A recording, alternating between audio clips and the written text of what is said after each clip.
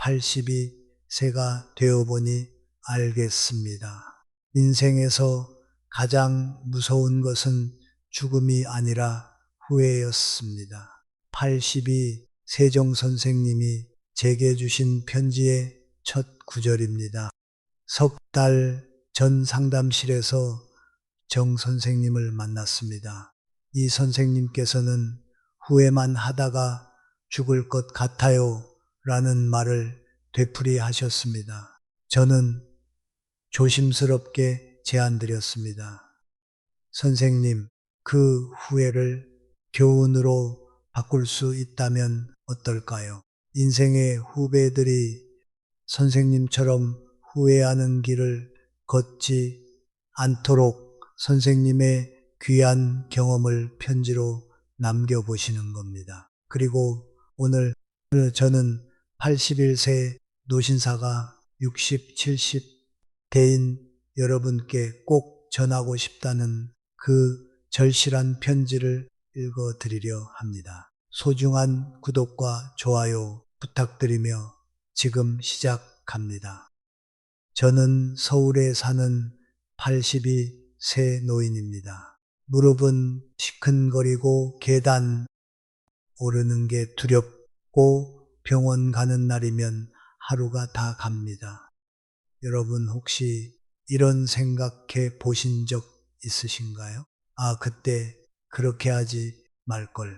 그때 조금만 더 신경 썼더라면 부끄럽게 또 이것이 제가 매일 아침 눈을 뜰 때마다 하는 생각입니다. 제가 오늘 여러분께 이 이야기를 하는 이유는 단 하나입니다. 여러분은 아직 늦지 않았다는 것, 여러분에게는 아직 시간이 있다는 것입니다. 만약 제게 단 하루, 아니 단 한 시간이라도 60대로 돌아갈 수 있다면 무엇을 하겠냐고요? 지금부터 말씀드리는 6가지를 미친 듯이 실천할 겁니다. 이건 단순한 조언이 아닙니다. 82세가 되어 뼈저리게 후회하고 있는 한 사람의 절절한 고백입니다. 첫 번째 것은 여러분이 가장 소홀히 여기고 계실 것입니다. 아직 괜찮아. 60대에 제가 가장 많이 했던 말입니다. 그리고 80대에 제가 가장 후회하는 말이기도 합니다. 여러분, 건강이 무너지는 건 한순간입니다. 어제까지 멀쩡하던 사람이 오늘 갑자기 쓰러지는 걸 수도 없이 봤습니다. 그런데 이상하게도 그게 내 일이 될 거라고는 아무도 생각하지 않습니다. 저는 지금 매일 아침 일어날 때마다 무릎이 욱신거립니다. 화장실을 가는 것조차 큰 용기가 필요한 날들이 있습니다. 그런데 이게 하루아침에 찾아온 일일까요? 아닙니다. 제가 60대에 했던, 아니, 하지 않았던 선택들이 20년이 지나 이렇게 돌아온 것입니다. 60대 중반까지만 해도 저는 건강했습니다. 아니, 건강하다고 착각했습니다. 계단을 오를 때 숨이 약간 찬다는 것, 무릎에서 소리가 난다는 것, 아침 일어날 때 허리가 뻣뻣하다는 것, 이런 작은 신호들을 저는 그냥 나이 들면 다 그렇지라는 말 한마디로 무시했습니다. 그런데 제 친구의 삶은 저와 완전히 다릅니다. 그 친구는 60부터 매일 아침 공원을 3바퀴씩 걸었습니다. 비가 오나 눈이 오나 하루도 빠짐없이 말이죠. 지금도 혼자 장 보러 가고 증손주들이랑 놀아주고 심지어 가벼운 등산도 합니다. 반면 저는 어떤 줄 아십니까? 마트 한번 가려면 누군가 차로 데려다 줘야 합니다. 증손주 안아주기도 힘듭니다. 무릎이 아파서요. 여러분, 지금 무릎이 안 아프신가요? 계단 오르기 괜찮으세요? 그게 당연한 게 아닙니다. 그게 얼마나 큰 축복인지 저는 80이 새가 돼서 알았습니다. 건강을 지키는 데는 거창한 게 필요 없습니다. 하루 30분, 딱 30분만 걸으세요. 매일 아침 일어나서 밥 먹고 나서 저녁 먹고 나서 언제든 좋습니다. 30분만 걸으세요. 30분이 뭐가 대수야 라고 생각하실 수 있습니다. 저도 그랬으니까요. 하지만 30분씩 10년을 걸으면 그게 20년 후 여러분의 삶을 완전히 바꿔놓습니다. 운동만이 아닙니다. 식사도 마찬가지입니다. 저는 평생 짜고 매운 음식을 좋아했습니다. 아내가 이제 조금 싱겁게 먹어요라고 할 때마다 이게 무슨 맛이야 라며 소금을 더 뿌렸죠. 그런데 지금은 어떤지 아십니까?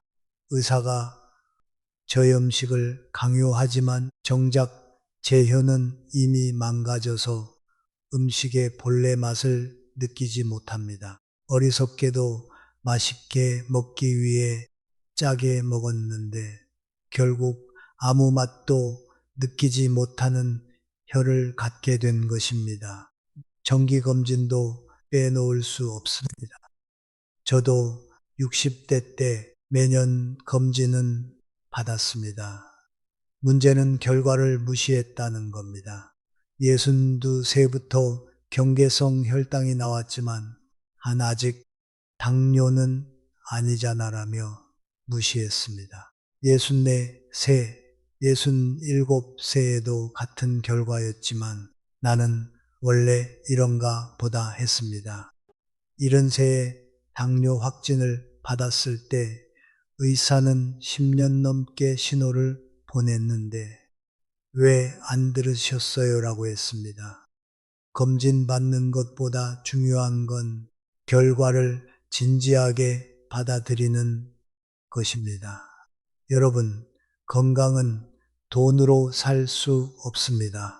정말입니다.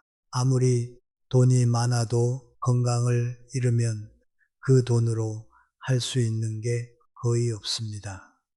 다음 두 번째는 건강만큼이나 아니 어쩌면 더 중요할 수도 있는 것입니다. 나는 연금도 있고 퇴직금도 받았으니 괜찮겠지. 60대에 제가 했던 착각입니다. 여러분, 노후 자금에 대해 한 번이라도 구체적으로 계산해 보신 적 있으신가요? 얼마나 들어오고 얼마나 나가는지, 의료비는 얼마나 들고 생활비는 얼마나 필요한지 말입니다. 저는 안 해봤습니다. 그냥 막연히 뭐 어떻게든 되겠지라고 생각했어요. 그리고 그게 얼마나 위험한 생각인지 75세가 돼서야 깨달았습니다. 나이가 들수록 돈이 나가는 방향이 바뀝니다. 여행이나 취미보다 병원비가 먼저 나가기 시작하더군요. 지금 저는 정기적으로 먹는 약값만 해도 한 달에 20만 원이 넘습니다. 여기에 검진, 물리치료, 병원 왕복 교통비까지 더하면 한 달에 60만 원에서 80만 원은 조용히 빠져나갑니다. 그런데 이건 제가 비교적 건강한 편일 때 얘기입니다. 작년처럼 폐렴으로 2번 입원이라도 하면 한 달에 200만 원이 훌쩍 넘어갑니다. 게다가 물가는 계속 오릅니다. 60대 때 5천 원 하던 짜장면이 이제는 8천 원, 10,000원이 됐습니다. 관리비, 식료품비, 교통비 하나같이 오르지 않은 게 없습니다. 그런데 들어오는 돈은 고정돼 있죠. 제 친구는 조금 달랐습니다. 그 친구는 50대 후반부터 노후를 현실적으로 보기 시작했습니다. 얼마를 더 벌까가 아니라 얼마를 쓰지 말아야 할까를 먼저 계산했습니다. 월 수입의 일부는 큰 욕심 없이 안정적인 곳에 나눠두었고 65세 이후에도 몸에 무리가 가지 않는 일을 조금씩 배워 이어갔습니다. 지금 82세인 그 친구는 부자가 아닙니다. 하지만 경제적으로 쫓기지 않습니다. 가끔 손주들 용돈도 주고 1년에 한 번 정도는 무리하지 않는 여행도 다닙니다. 크게 부럽지 않은 삶 같지만 막상 이 자리에서 보니 저는 그게 그렇게 부럽습니다. 여러분, 돈 관리에서 가장 중요한 건 얼마나 모았느냐가 아닙니다. 얼마나 새지 않게 지켰느냐입니다. 60대에 저는 체면 때문에 돈을 썼습니다. 친구들 만나면 괜히 내가 낼게 하고 겨우 계산했고 굳이 필요하지 않은 옷과 차에도 돈을 썼습니다. 그땐 몰랐습니다. 그게 단순한 사치가 아니라 미래를 깎아먹는 행동이었다는 것을요. 그리고 꼭 드리고 싶은 말이 하나 더 있습니다. 자녀에게 무조건적인 경제 지원 정말 조심하셔야 합니다. 저는 60대 중반 큰아들 사업에 보탬이 되라고 돈을 보냈고 작은 아들 집 마련에도 힘을 보탰습니다. 부모니까 당연히 해야지라고 생각했습니다. 하지만 시간이 지나 보니 알겠더군요. 그 돈은 고마움이 아니라 당연함으로 남는 경우가 많다는 걸요. 제가 병원비로 고민할 때 자식들이 이렇게 말하더군요. 저희도 사는 게 빠듯해요. 그 말이 틀린 건 아닙니다. 다만 그때 깨달았습니다. 노후의 마지막 안전망은 자식이 아니라 내 통장이라는 사실을요.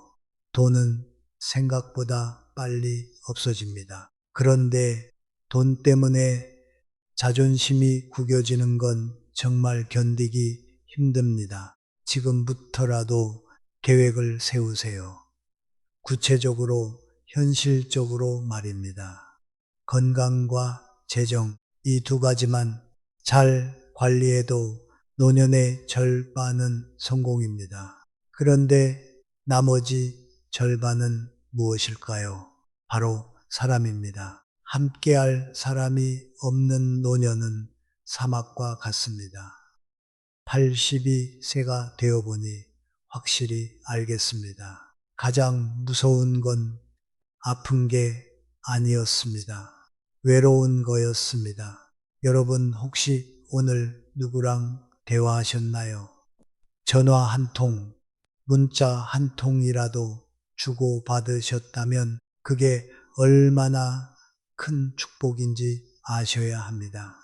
저는 지금 말동무가 없습니다. 아내는 5년 전에 세상을 떠났고 자녀들은 각자 바쁜 삶을 사느라 명절에나 얼굴을 비춥니다. 옆집 사람과 가끔 복도에서 인사하는 게 전부입니다. 친구들은요, 대부분 세상을 떠났거나 건강이 안 좋아서 연락이 끊겼습니다. 60대 때 제가 했던 가장 큰 실수 중 하나가 바로 인간관계를 소홀히 한 것입니다. 회사 다닐 때는 하루 종일 사람들과 부딪히며 살았습니다. 퇴직하고 나니 이제 좀 혼자 있고 싶다는 생각뿐이었습니다. 처음에는 정말 좋았습니다. 아무도 만나지 않아도 되니 세상 편하더군요. 늦게 일어나도 머리를 감지 않아도 아무도 신경 쓸 필요가 없는 게 참으로 좋았습니다. 지인들이 모임하자고 전화 오면 다음에 오늘 몸이 좀 안 좋아서라며 거절했습니다. 그런데 그게 습관이 되더군요. 한번 거절하니 두 번째는 더 쉬웠습니다. 세 번째는 아예 전화를 안 받게 됐습니다. 그러다 보니 지인들도 더 이상 연락하지 않았습니다. 당연하죠. 매번 거절당하는데 누가 계속 연락하겠습니까? 이런데 중반쯤 문득 정신을 차려보니 하루 종일 아무 말도 하지 않는 날이 대부분이었습니다. 텔레비전을 틀어놓지만 귀에 들어오지 않았습니다. 그리고 80대가 된 지금 연락할 사람도 만날 사람도 없습니다. 그런데 옆집 사람은 저와 달랐습니다. 그분도 아내를 먼저 보냈습니다. 저는 그때 그분도 이제 집에만 있겠구나 싶었습니다. 그런데 그분은 오히려 밖으로 나갔습니다. 65세 동네 복지관 탁구 동호회에 가입하더군요. 처음 몇 달은 힘들었다고 합니다. 공도 제대로 못 치고 젊은 사람들 눈치도 보였다고요. 그래도 꿋꿋하게 나갔답니다. 그랬더니 실력도 늘고 같은 처지 사람들과 친해지고 지금은 일주일에 3번씩 탁구를 칩니다. 그곳에서 만난 친구들과는 탁구뿐만 아니라 등산도 가고 식사도 하고 가끔 당일치기 여행도 간다고 합니다. 작년에 그분이 넘어져서 다리가 부러진 적이 있습니다. 병원에 입원했을 때 탁구 동호회 친구들이 돌아가며 병문안을 왔다더군요. 퇴원 후 집에서 혼자 있기 힘들 때도 친구들이 찾아와 식사를 챙겨주고 이야기 상대가 되어줬다고 합니다. 부럽더군요. 정말 부러웠습니다. 여러분, 이게 바로 관계의 힘입니다.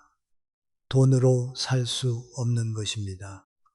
아무리 돈이 많아도 아플 때 찾아와 주는 사람이 없다면, 기쁜 일이 있을 때 함께 웃어줄 사람이 없다면 그 돈이 무슨 소용입니까?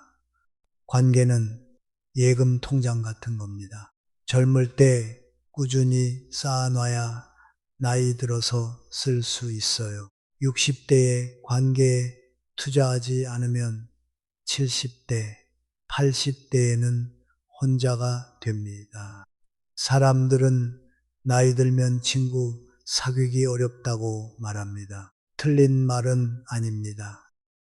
하지만 정확히 말하면 60대의 관계를 만들지 않으면 70대 이후에는 정말 어렵다는 것입니다. 60대라면 지금 당장 시작하세요. 오래된 친구에게 전화 한 통하고 새로운 관계도 만들어 보세요. 취미 활동, 봉사 활동, 동호회 뭐든 좋습니다.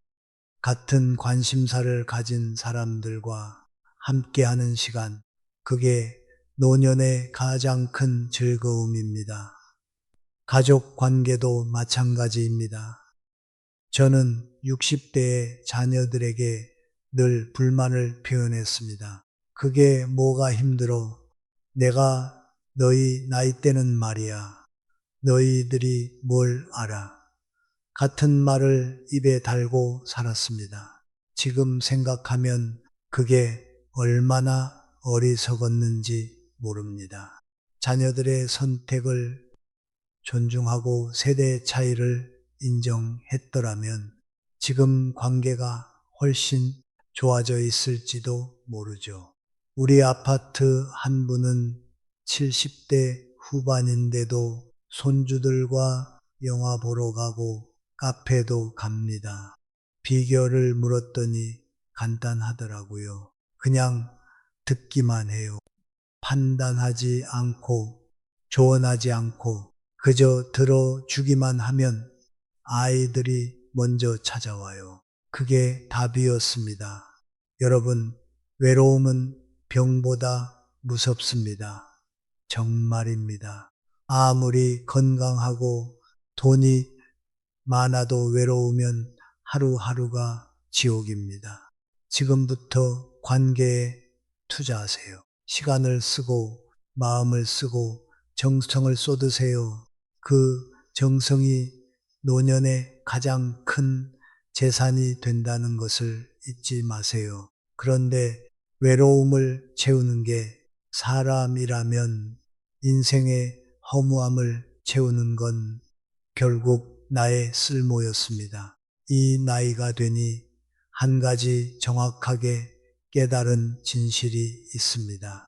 바로 인생의 행복은 무엇을 가졌느냐가 아니라 무엇을 위해 사느냐에 달려 있다는 겁니다.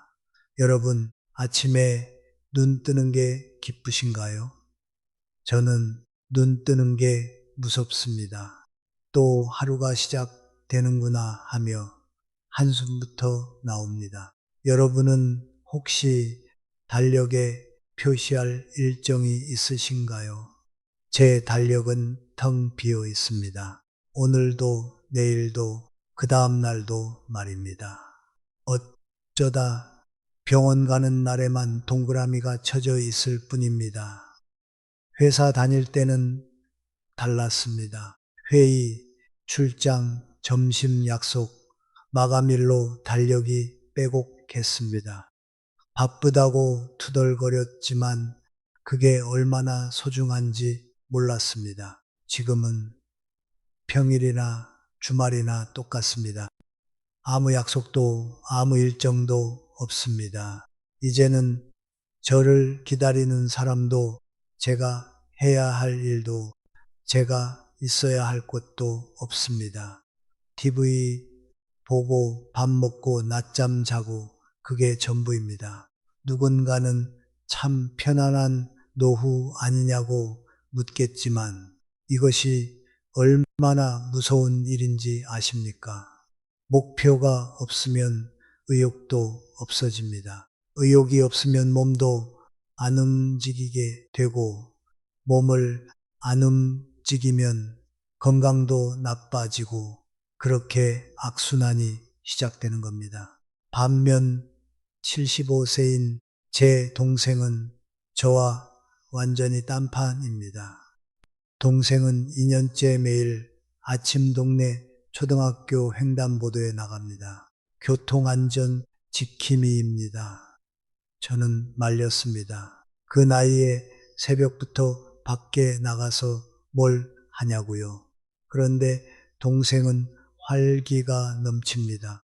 지난주에 들었는데 1학년 아이가 자기 없으면 무섭다며 매일 오라고 조른답니다. 82세가 되어서야 뼈저리게 알았습니다. 누군가에게 필요한 사람이 된다는 것이 얼마나 축복받은 일인지 말입니다. 지금 스스로에게 물어보십시오. 나는 지금 누군가에게 필요한 사람인가?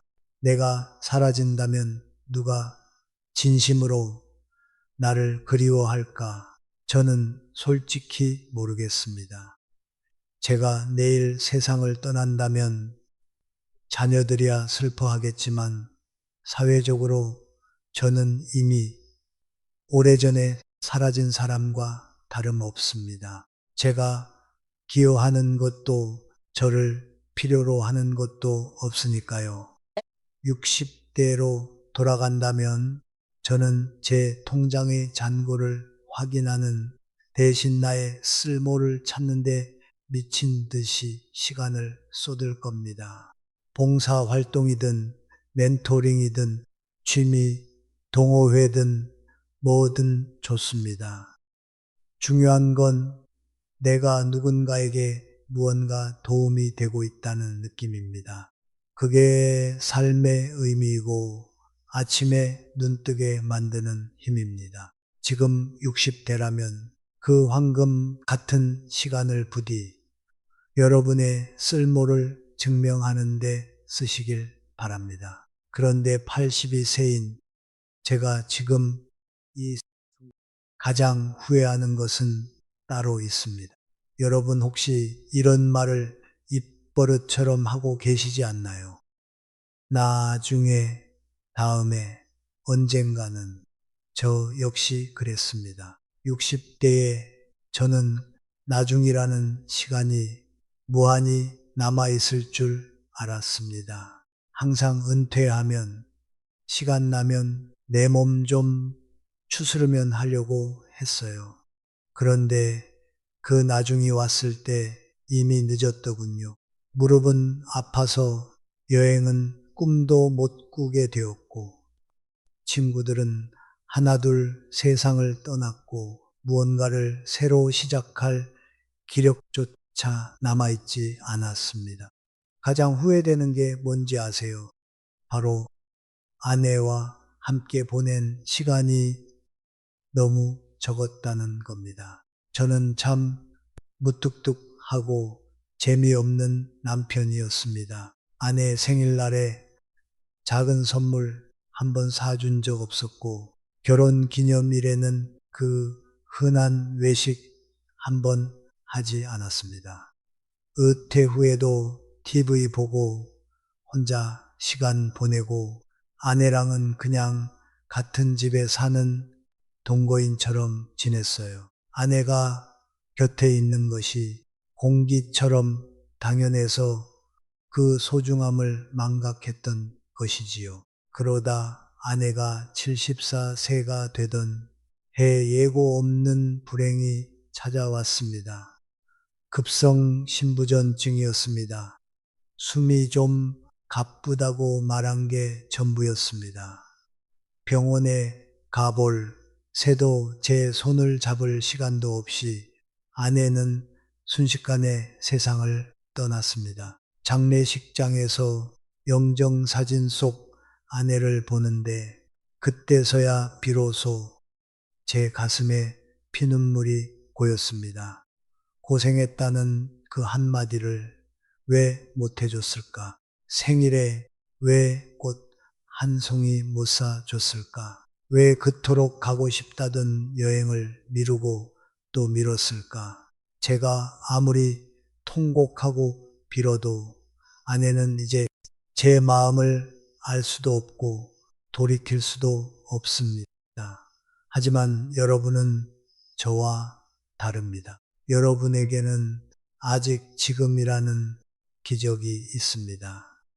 제발 저처럼 후회라는 감옥 속에서 남은 생을 보내지 마십시오. 지금 당장 여러분의 곁에 있는 소중한 사람에게 표현하세요. 미안해, 고마워, 사랑해. 이 세 마디가 세상에서 가장 하기 힘든 말이라는 걸 압니다. 하지만 82세가 되어 보니 알겠습니다. 그 투박한 말 한마디가 수십억 원의 재산보다 소중하다는 것을요. 쑥스러움을 이겨내고 지금 당장 말하세요. 지금 당장 행동하세요. 만나고 싶은 사람이 있다면 오늘 전화하세요. 가고 싶은 곳이 있다면 이번 주말에 떠나세요. 아껴둔 예쁜 옷이 있다면 오늘 입으시고 맛있는 음식이 있다면 지금 드세요. 나중에라는 시간은 오지 않을 수도 있습니다. 여러분은 부디 저처럼 텅 빈 방 안에서 벽을 보며 후회하지 마시길 바랍니다. 지금 이 순간을 놓치지 않는 것, 그것만이 인생의 마지막 페이지를 아름답게 장식할 수 있는 유일한 방법입니다. 이제 마지막으로 꼭 말씀드려야 할 게 하나 남았습니다. 마음의 평화가 없으면 인생의 그 무엇도 의미가 없습니다. 저는 가장 본질적인 질문을 여러분께 던지고 싶습니다. 여러분 혹시 밤에 잠 잘 오시나요? 아침에 일어나면 마음이 편안하신가요? 저는 밤잠을 자주 설칩니다. 후회와 걱정 때문입니다. 그때 그렇게 하지 말 걸. 왜 그런 선택을 했을까? 남은 날들은 또 어떻게 버텨야 하나? 이런 생각에 꼬리표들이 머릿속을 떠나지 않습니다. 그런데 마음의 병이 건강을 가장 빠르게 망가뜨리고 있더군요. 스트레스, 불안, 후회 이런 감정들이 쌓이니 혈압도 오르고 소화도 안 되고 면역력도 떨어지고 몸이 먼저 무너지더군요. 저는 60대 때 이걸 몰랐습니다. 그저 세상에 대한 불만, 자녀들에 대한 서운함, 그리고 남들은 저렇게 잘 사는데 나는 왜 이 모양일까라는 비교와 열등감 속에 스스로 마음의 독을 키우며 살았습니다. 제 평생 가슴에 응어리로 남은 가장 큰 고통은 제 친누님과의 관계입니다. 60대 시절 유산 문제로 누님과 크게 다투고는 자존심 때문에 십수년을 남처럼은 인연을 끊고 살았습니다. 마음 한구석엔 늘 화해하고 싶었지만 먼저 연락하는 게 지는 거다라는 못난 자존심이 제 발목을 잡았습니다. 하지만 아내를 허망하게 떠나보내고서야 번뜩 정신이 들었습니다. 지금이 아니면 안 된다는 사실을 뼈저리게 깨달은 것이죠.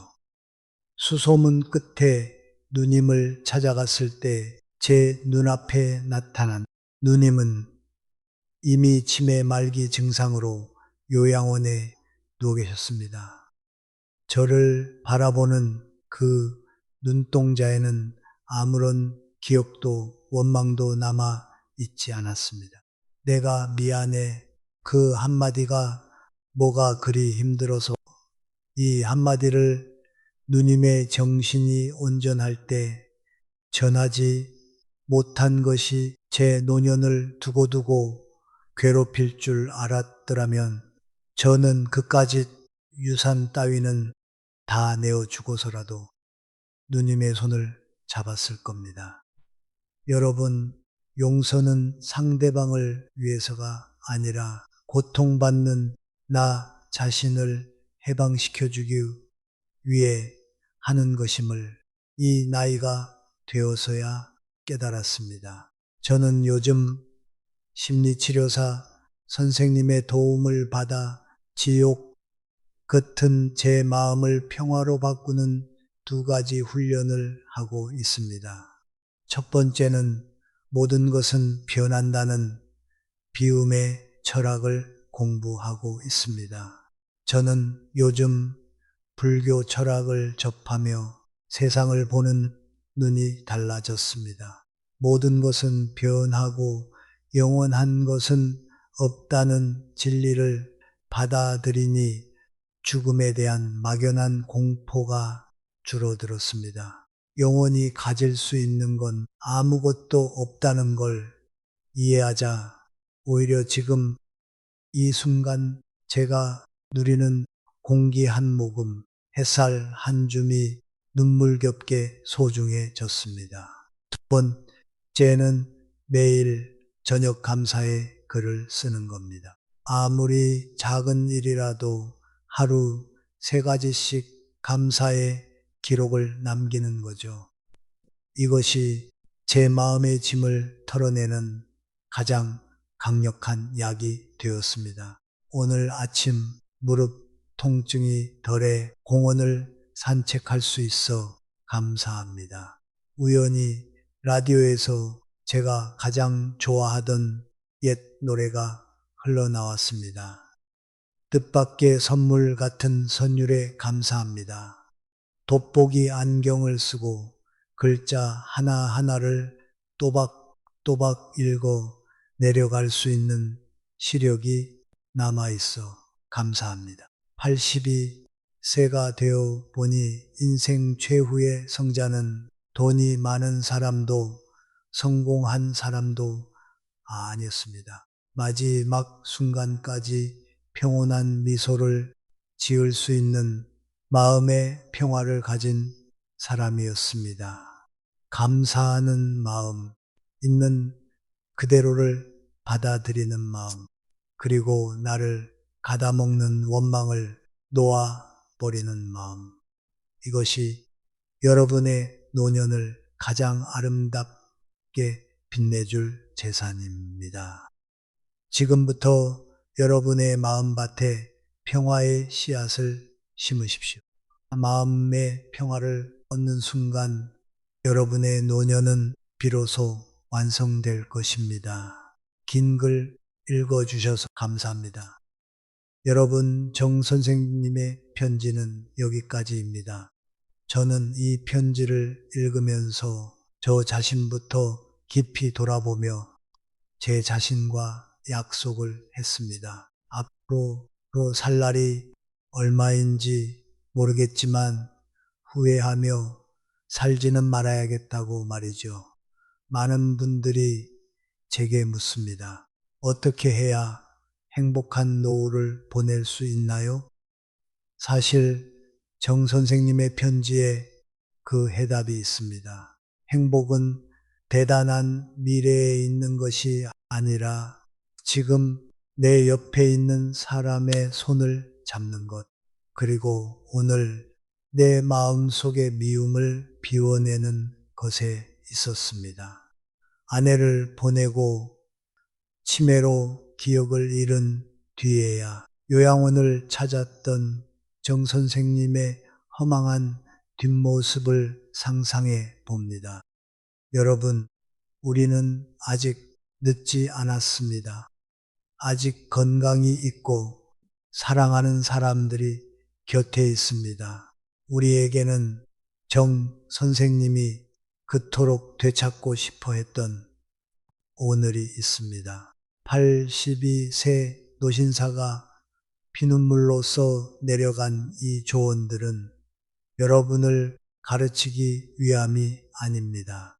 부디 여러분만은 나처럼 외롭지 말라고, 여러분만은 나처럼 후회의 감옥에 갇혀 남은 생을 보내지 말라고 전하는 가장 뜨거운 사랑의 당부입니다. 정 선생님의 용기 있는 고백이 여러분의 인생 마지막 페이지를 아름답게 바꾸는 기적 같은 시작점이 되길 진심으로 바랍니다. 오늘 영상이 여러분의 마음을 토닥여 주었다면 구독과 좋아요 함께 해주세요. 여러분의 평온한 노후를 위해 저도 늘 이 자리에서 함께 고민하고 응원하겠습니다. 그리고 다음으로 제가 나누고 싶은 다음 경험은 행복한 노후를 위해 아까워도 무조건 할 물건 7가지. 집은 2배 넓어지고 인생은 가벼워집니다. 여러분 혹시 이런 생각해 보신 적 있으신가요? 왜 집이 이렇게 좁게 느껴질까? 분명 젊었을 때는 이 공간이 충분했는데 세월이 흐를수록 집은 더 답답하고 좁아지는 느낌입니다. 사실 집이 좁아진 게 아닙니다. 우리가 평생 모아온 물건들이 공간을 점령하고 있는 것이죠. 정리 전문가들이 수백 가정을 조사한 결과 충격적인 진실이 드러났습니다. 60대 이상 가정의 집 공간 중 무려 40%가 실제로는 사용하지 않는 물건들로 채워져 있다는 겁니다. 매일 보면서도 쓰지 않는 물건들 언젠가는 필요할 거라고 믿으며 쌓아둔 것들이 우리 삶의 절반을 차지하고 있는 겁니다. 더 큰 문제는 바로 우리를 둘러싼 수많은 물건들이 우리의 시간과 에너지 그리고 마음의 평화까지 조금씩 빼앗아 가고 있다는 사실입니다. 오늘 알려드릴 이야기는 단순 정리 노하우가 아닙니다. 수많은 노년 상담 전문가들과 정리 전문가들이 수십 년간 연구하고 검증한 가장 효과적인 방법입니다. 오늘 저는 알려드릴 7가지 물건만 정리해도 집이 2배는 넓어지고 마음은 3배는 가벼워지는 놀라운 변화를 경험하실 겁니다. 소중한 구독과 좋아요 부탁드리며 시작하겠습니다. 첫 번째 물건은 여러분이 전혀 예상하지 못한 것일 수도 있습니다.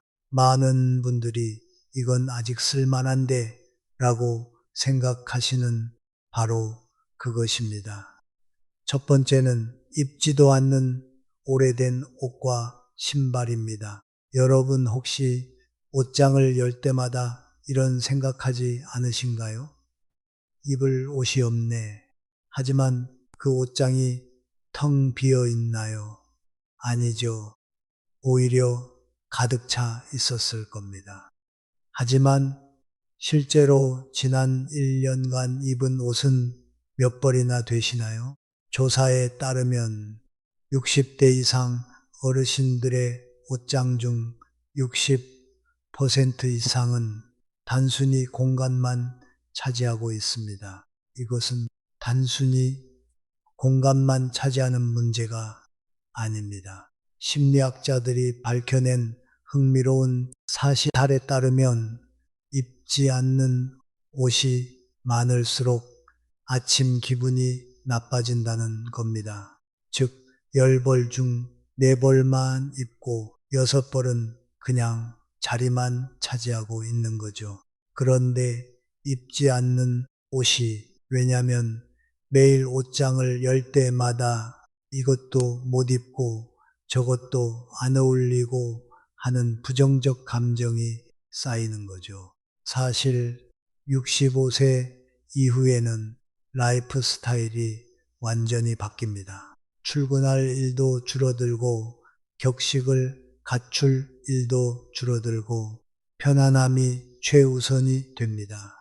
그런데 왜 아직도 과거의 옷들을 붙들고 계신가요? 여기서 중요한 사실을 하나하나 알려드리겠습니다. 의류 전문가의 연구에 따르면 2년 이상 입지 않은 옷을 다시 입을 확률은 5% 미만이라고 합니다. 95%는 그냥 공간만 차지하다가 결국 버려지거나 최악의 경우 자식들이 여러분이 돌아가신 후에 정리해야 할 짐으로 남게 됩니다. 지금 바로 이렇게 보세요. 옷장을 전부 열고 옷 하나하나를 꺼내 들면서 물어보세요. 지난 2년 동안 이 옷을 입은 적이 있는가? 대답이 아니오라면 정리 대상입니다. 특히 이런 옷들은 즉시 정리하세요. 사이즈가 맞지 않는 옷, 유행이 지난 옷, 입으면 불편한 옷 이런 것들이 여러분의 아침을 무겁게 만들고 있습니다. 정리한 공간에는 이런 옷들을 채우세요. 활동하기 편한 운동복, 가볍고 세탁하기 쉬운 일상복, 색깔 밝은 외출복. 65세 이후에는 기능성과 편안함이 제일 중요합니다. 신발도 마찬가지입니다. 발이 불편한 신발, 굽이 너무 높거나 낮은 신발, 디자인이 마음에 안 드는 신발은 모두 내보내세요.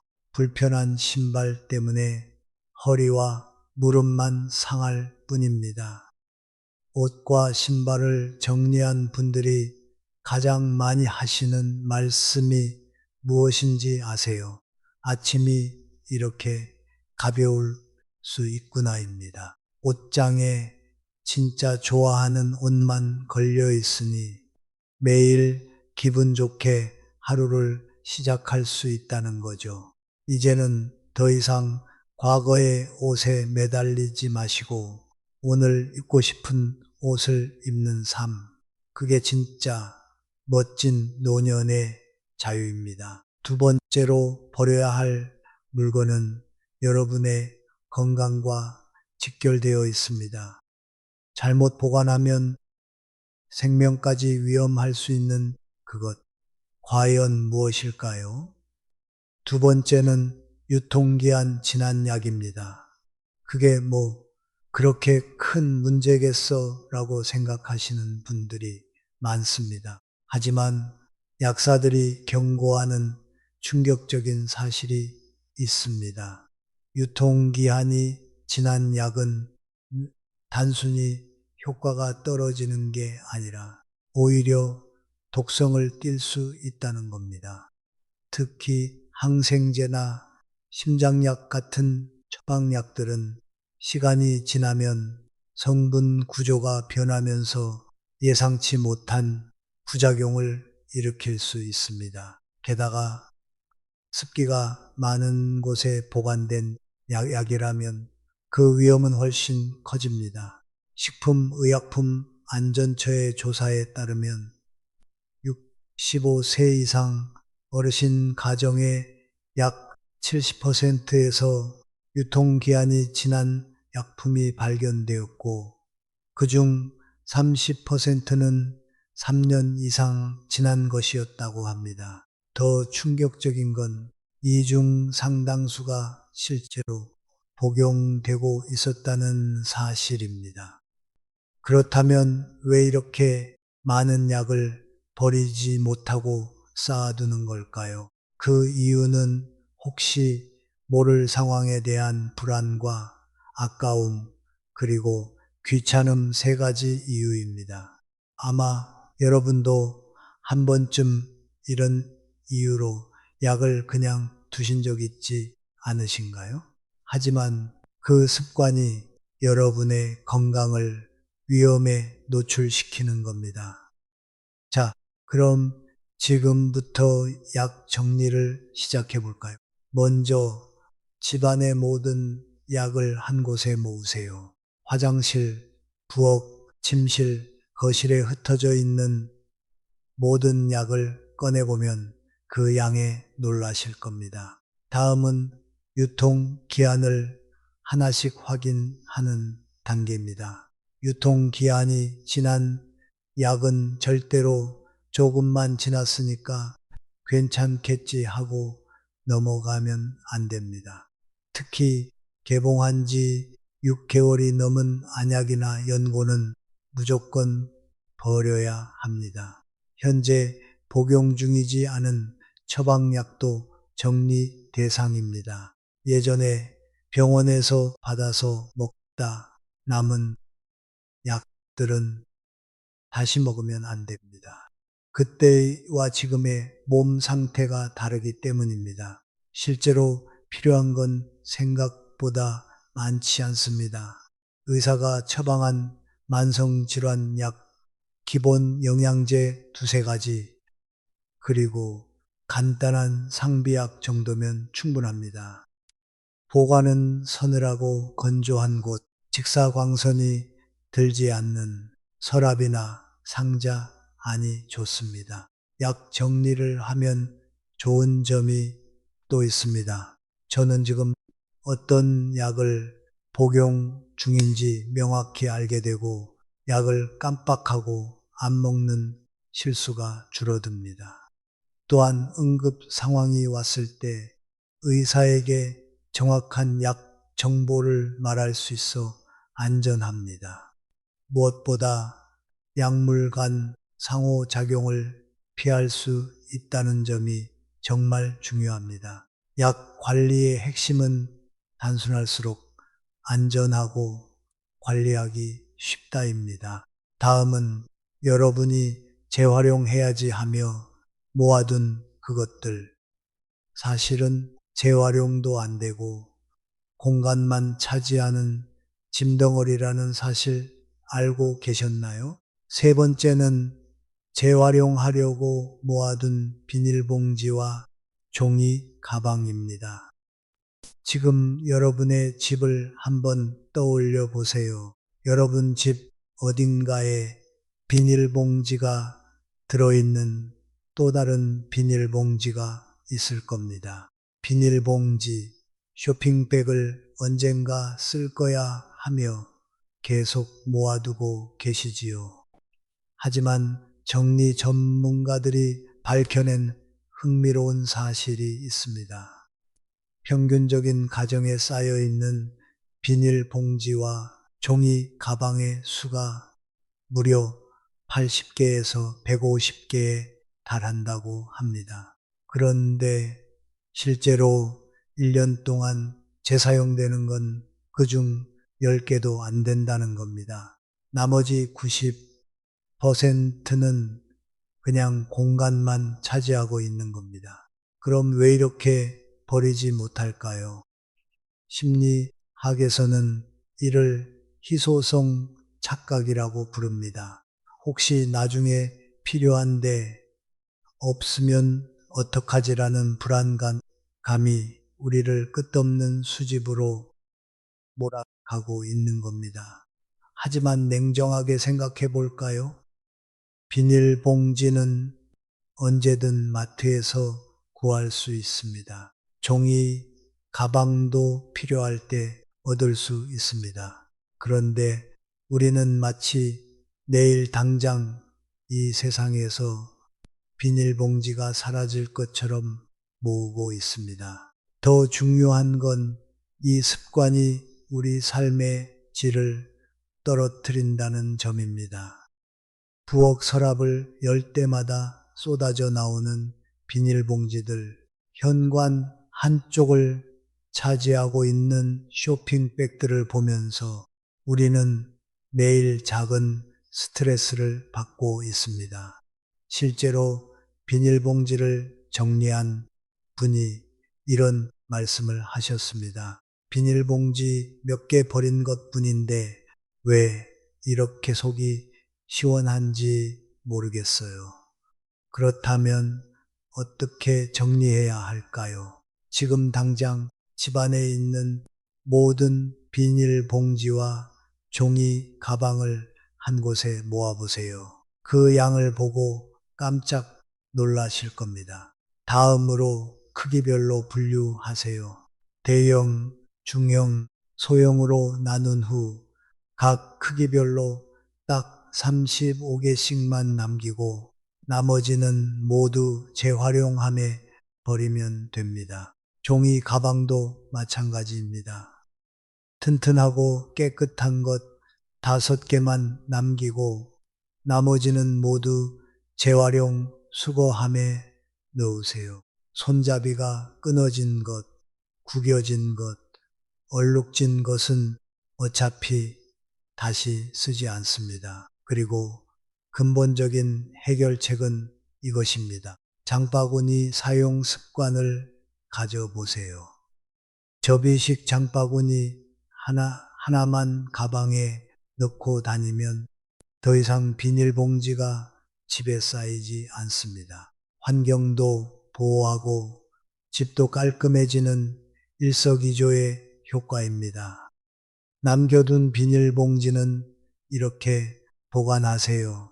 접어서 작은 바구니나 상자 하나에 정리해서 넣어두면 공간도 절약되고 필요할 때 바로 꺼낼 수 있습니다.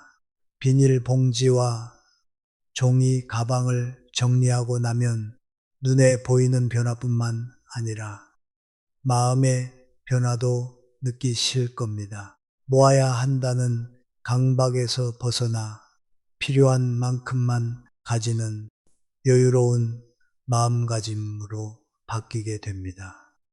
여러분, 물건을 아끼는 것과 집착하는 것은 다릅니다. 진짜 아낀다는 건 필요한 만큼만 갖고 나머지는 흘려보내는 지혜를 아는 것입니다. 그런데 네 번째 물건은 더욱 심각합니다. 매일 사용하는 그 물건들이 사실은 여러분의 건강을 서서히 해치고 있다는 사실 알고 계셨나요? 네 번째는 쓰지도 않는 그릇과 냄비입니다. 그릇은 많아도 괜찮은 거 아닌가 라고 생각하실 수 있습니다. 하지만 식품 안전 전문가들이 경고하는 중요한 사실이 있습니다. 오래되고 낡은 그릇, 특히 코팅이 벗겨진 냄비나 금이 간 사기 그릇은 중금속이나 세균이 음식으로 스며들 수 있다는 겁니다. 여러분이 매일 먹는 음식이 건강한지 안전한지는 요리 실력이 아니라 어떤 그릇에 담느냐가 결정할 수도 있습니다. 자, 이제 한번 부엌을 떠올려 보세요. 언젠가 쓰겠지 하고 놔둔 크고 작은 반찬통들, 뚜껑 없는 용기, 누렇게 변색된 것들, 김치 색이 베어버린 것들, 이런 것들이 여러분의 부엌을 점령하고 있지 않나요? 더 심각한 문제는 오래된 플라스틱 용기들입니다. 연구에 따르면 2년 이상 사용한 플라스틱 용기에서는 환경 호르몬이 검출될 수 있다고 합니다. 특히 기름기 많은 음식을 담았던 용기, 전자레인지에 자주 돌린 용기는 더 위험합니다. 누렇게 변색된 플라스틱 반찬통도 생각해 보세요. 아무리 세제를 써서 박박 문질러도 그 색은 빠지지 않습니다. 왜 그럴까요? 그건 단순히 얼룩이 아니라 플라스틱 자체가 변질되어 버린 겁니다. 그 변질된 플라스틱에서 나오는 물질들이 음식으로 스며듭니다. 스크래치가 가득한 용기들도 마찬가지입니다. 그 스크래치 사이에는 대장균과 살모넬라균 같은 세균들이 번식하고 있습니다. 아무리 뜨거운 물로 씻어도 심지어 끓는 물에 소독해도 완전히 제거되지 않습니다. 칼로 긁힌 자국, 숟가락으로 퍼내면서 생긴 홈들, 이런 곳이 세균의 안식처가 되는 겁니다. 그럼 냄비와 프라이팬은 어떨까요? 코팅이 벗겨진 프라이팬 여전히 쓰고 계신 분들 많으시죠? 조금 벗겨졌지만 아직 쓸만해 라고 생각하십니다. 하지만 그 벗겨진 코팅 조각들이 어디로 갔을까요? 여러분이 그동안 요리하신 음식 속으로 들어간 겁니다. 이제 주방 정리를 한번 시작해 볼까요? 먼저 모든 그릇과 용기를 꺼내서 확인하세요. 뚜껑이 없는 것은 즉시 버리시고 플라스틱 용기는 더 엄격하게 보셔야 합니다. 색이 변한 것, 냄새가 배인 것, 스크래치가 많은 것은 무조건 버려야 합니다. 햇빛에 비춰 봤을 때 투명도가 떨어지거나 흐릿해 보이면 이미 수명이 다한 겁니다. 냄비와 프라이팬도 꼼꼼히 살펴보세요. 코팅이 벗겨진 것, 손잡이가 흔들리는 것, 바닥이 변형된 것은 위험할 수 있습니다. 특히 코팅이 벗겨진 프라이팬은 건강에 해로울 수 있으니 즉시 교체하세요. 그릇은 1인당 기본 세트 한 벌이면 충분합니다. 밥그릇, 국그릇, 접시, 컵 정도요. 여기에 손님용으로 2세트에서 3세트 정도만 더 있으면 됩니다.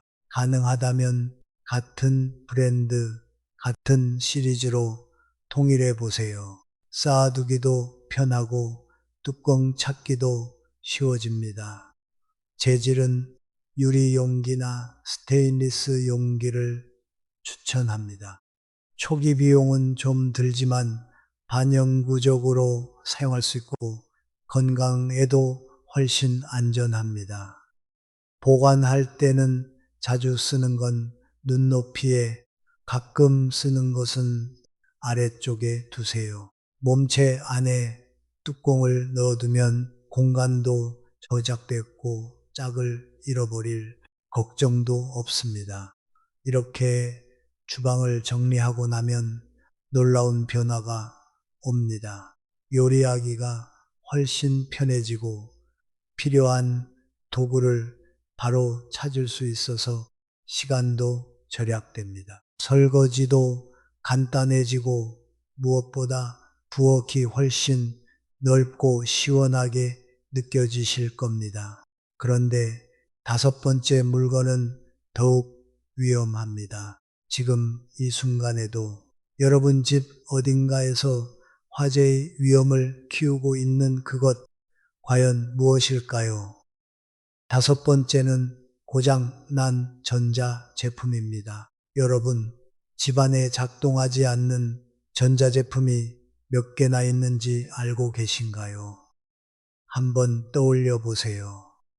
10년 전 휴대폰, 고장난 디지털 카메라, 충전 안 되는 라디오, 각종 작동되지 않는 크고 작은 전자 제품이 곳곳에 잠들어 있을 겁니다. 나중에 고쳐서 쓸 수도 있고 안에 사진이나 연락처가 있을지도 모르고 아직 쓸만한데 하며 계속 보관하고 계신가요?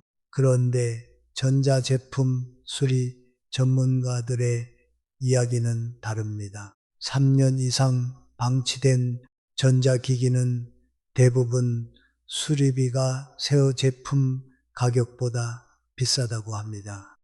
하지만 진짜 문제는 따로 있습니다. 소방청 발표 자료에 따르면 가정 내 화재 원인 중 상당수가 배터리가 들어있는 노후 전자제품에서 시작된다는 겁니다. 특히 5년 이상 방치된 휴대폰이나 디지털 카메라의 배터리는 부풀거나 심한 경우 발화할 위험이 있다고 경고합니다. 즉, 오래된 전자 제품들은 단순히 공간만 차지하는 게 아니라 우리 집에 잠재적 폭탄이 될 수 있다는 겁니다. 특히 배터리가 들어있는 제품들은 시간이 지날수록 더 위험해집니다. 그렇다면 어떻게 정리해야 할까요? 먼저 집안의 모든 오래된 전자제품을 한 곳에 모으세요. 서랍, 책상, 장식장, 서재 선반 구석구석을 살펴보면 이게 아직 있었네 싶은 것들이 꼭 나올 겁니다. 아직 켜지는 기기가 있다면 먼저 데이터를 백업하세요. 중요한 사진이나 연락처가 있다면 현재 사용 중인 기기로 옮기세요. 만약 전혀 켜지지 않는다면 과감하게 포기하는 게 좋습니다. 전문 복구 업체에 맡길 수도 있지만 대부분의 경우 비용이 새 제품보다 더 비쌉니다. 그리고 잊지 말아야 할 게 있습니다. 바로 개인 정보 삭제입니다. 작동하는 휴대폰은 반드시 공장 초기화를 하세요. 만약 직접 하기 어렵다면 통신사 서비스 센터에 가져가면 도와줍니다. 개인정보가 남아있는 상태로 버리면 나중에 큰 문제가 될 수 있습니다.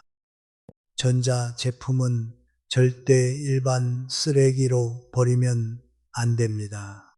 환경 오염은 물론 화재 위험이 있기 때문이죠. 아파트 단지에 있는 소형 폐가전 수거함을 이용하세요. 주민센터나 통신사 매장에서도 무료로 회수해 줍니다. 특히 배터리가 부풀어 오른 기기는 절대 집에 두면 안 됩니다. 즉시 안전한 곳에 격리하고 전문 업체에 연락하세요. 엉킨 전선과 충전기들도 함께 정리하세요. 어디에 쓰는지 모르는 케이블, 맞는 기기가 없는 충전기들은 과감하게 버리세요. 기술은 계속 변합니다. 10년 전 충전기는 지금 쓸 일이 없습니다. 필요한 전선만 남기고 케이블 타이로 깔끔하게 묶고 라벨을 붙여서 용도를 적어 두세요. 투명한 지퍼백에 종류별로 나누어 놓으면 찾기도 쉽고 관리도 편해요. 고장난 전자제품을 정리하고 나면 놀라운 변화를 경험하게 됩니다. 공간이 넓어지는 건 당연하고 무엇보다 안전해집니다.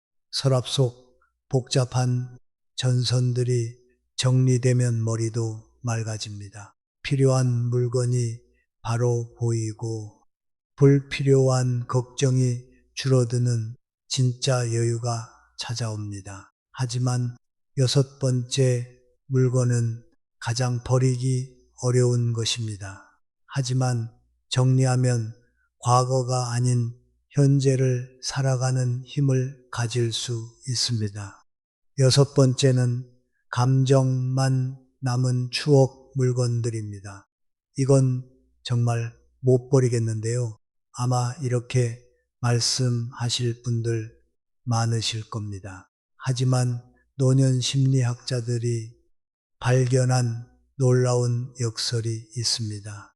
추억 물건을 너무 많이 붙들고 있으면 오히려 과거에 갇혀서 현재를 못 산다는 겁니다. 물건에 의존해서 기억하려고 하면 정작 내 머릿속에 있는 진짜 소중한 기억들은 점점 희미해진다는 연구 결과도 있습니다. 지금 여러분의 집을 생각해 보세요.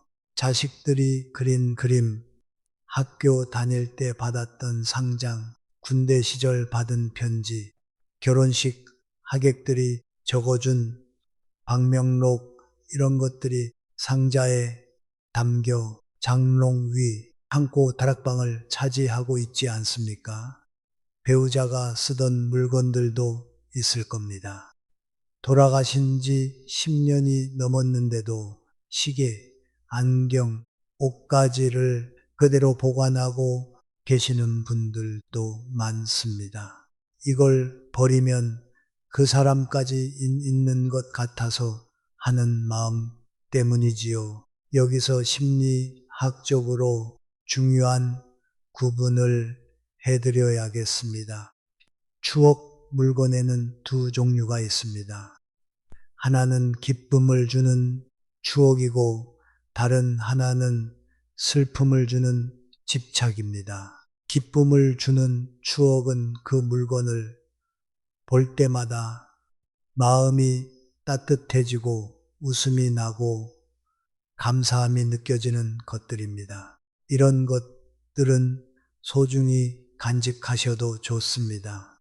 하지만 슬픔을 주는 집착은 다릅니다. 그 물건을 볼 때마다 가슴이 아프고 눈물이 나고 그때로 돌아가고 싶다는 허무함이 느껴진다면 그건 여러분을 과거에 묶어두는 족쇄입니다. 한 노년 심리 전문가는 이렇게 말했습니다.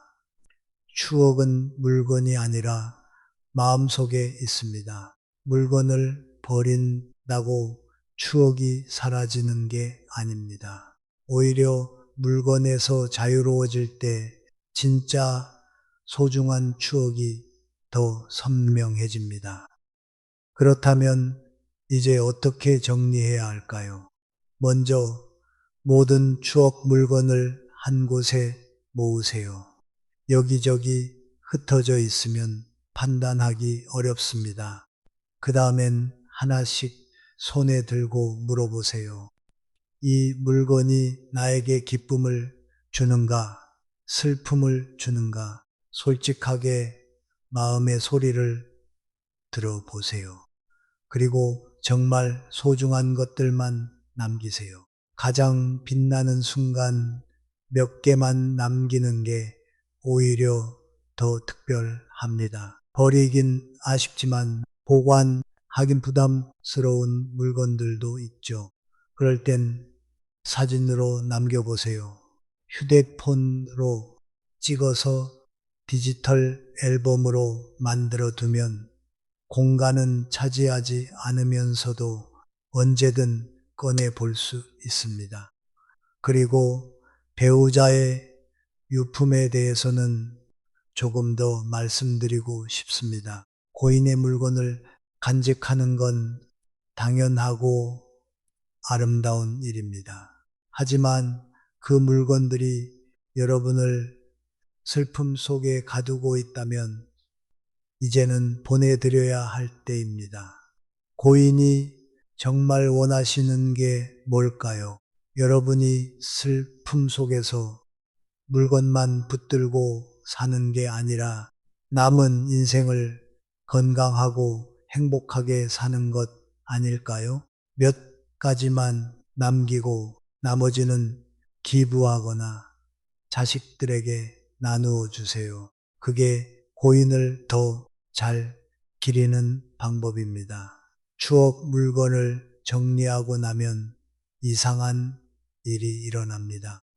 처음엔 허전할 거라 생각했는데 오히려 마음이 홀가분해집니다.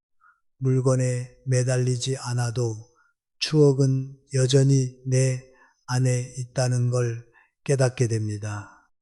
그리고 과거에서 눈을 떼고 현재를 보게 됩니다. 진짜 추억은 물건이 아니라 가슴 속에 있습니다. 물건을 버린다고 사랑했던 사람을 소중했던 순간을 잊는 게 아닙니다. 오히려 물건이란 무게를 내려놓을 때 그 기억들이 더 자유롭게, 더 아름답게 여러분 안에서 살아 숨쉬게 됩니다. 그런데 일곱 번째 물건은 의외입니다. 이건 여러분이 아껴두려고 나중을 위해라며 소중히 보관하고 있는 것인데 사실은 지금의 행복을 빼앗아 가고 있는 것입니다. 과연 무엇일까요? 일곱 번째는 아껴두고 뜯지 않은 새 물건들입니다. 일곱 번째로 버려야 할 것은 정확히는 버려야 한다기보다 써야 하는 것들입니다. 포장도 안 뜯은 수건, 한 번도 안 쓴 이불, 새 것으로 남겨둔 그릇들 나중에 쓰려고 아껴두고 계시죠. 행복 심리학 연구에 따르면 언젠가를 위해 사는 사람보다 지금을 위해 사는 사람이 훨씬 행복하다고 합니다. 특히 60대 이후에는 이 말이 더 깊이 와닿습니다. 왜냐하면 바로 지금이 그 언젠가이기 때문입니다. 여러분 중에도 이런 분 계실 겁니다. 손님 오면 쓰려고요. 특별한 날에 쓰려고요. 라고 말씀하시는 분들 말입니다. 하지만 한번 솔직히 생각해 보세요. 그 특별한 날이 도대체 언제 오나요? 진실을 말씀드리면 인생에서 가장 특별한 날은 바로 오늘입니다. 지금 이 순간입니다. 내일이 올지 아무도 모르는 게 인생인데 왜 좋은 걸 미래를 위해 아껴두고 계신가요? 한 노인 복지 상담가가 들려준 이야기가 있습니다. 90살 할머니가 돌아가시고 나서 자식들이 유품을 정리하는데 장롱에서 포장도 안 뜯은 고급 수건 세트가 나왔다고 합니다. 무려 40년 전 결혼 기념일 선물이었는데 너무 좋아서 아껴두다가 결국 한 번도 못 쓰고 세상을 떠나셨지요. 그 수건은 이미 누렇게 변색되고 곰팡이 냄새가 났다고 합니다. 시간은 기다려주지 않습니다. 10년 전 최신 디자인이었던 그 그릇 세트. 지금 보면 이미 유행이 지났습니다. 수건도 마찬가지입니다. 요즘 나오는 수건과 그릇은 흡수력도 좋고 촉감도 훨씬 부드럽습니다. 그렇다면 어떻게 해야 할까요? 지금 당장 아껴두었던 새 물건들을 모두 꺼내서 포장을 뜯어보세요. 이게 첫 단계입니다. 새 제품이라도 사용하기 전에는 반드시 세탁하세요. 제조 과정에서 생긴 화학 물질을 제거해야 합니다. 그 다음 바로 써보세요. 상상해 보세요. 새 수건으로 얼굴을 닦는 그 순간의 부드러움, 새 이불 속에서 느끼는 포근함 말이에요. 이런 작은 행복을 왜 미뤄두고 계셨나요? 만약 너무 많아서 다 쓸 수 없으면 주저하지 말고 기부하세요. 여러분이 아껴두고 있는 그 새 수건이 누군가에게는 절실한 필요일 수 있습니다. 복지관이나 자선단체에 연락하면 기꺼이 받아줍니다. 아껴야 한다는 압박에서 해방되고 지금을 누려야 한다는 지혜를 얻게 됩니다. 인생에서 가장 특별한 날은 언젠가 미래가 아니라 바로 오늘, 지금 이 순간입니다. 이 이야기를 들으시면서 어떤 생각이 드셨나요? 우리 집에도 이런 게 가득한데 라는 생각이 드셨을 겁니다. 혹은 이걸 언제 다 정리하지라는 막막함도 느끼셨을지 모릅니다. 하지만 괜찮습니다. 한 번에 다 하려고 하지 마세요. 정리는 속도가 아니라 방향입니다. 정리할 때는 세 가지 질문을 하세요. 이게 뭐지? 누가 쓰지? 언제 쓸까? 마지막 질문이 가장 중요합니다. 사용하는 모습이 구체적으로 떠오르지 않으면 필요 없는 물건입니다. 그리고 기억하세요. 이건 단순히 물건을 버리는 게 아닙니다. 이건 여러분의 남은 인생을 더 가볍게, 더 자유롭게, 더 행복하게 만드는 과정입니다. 물건을 내려놓을 때마다 과거의 무게도 함께 내려놓게 됩니다. 집이 정리될수록 마음도 가벼워집니다.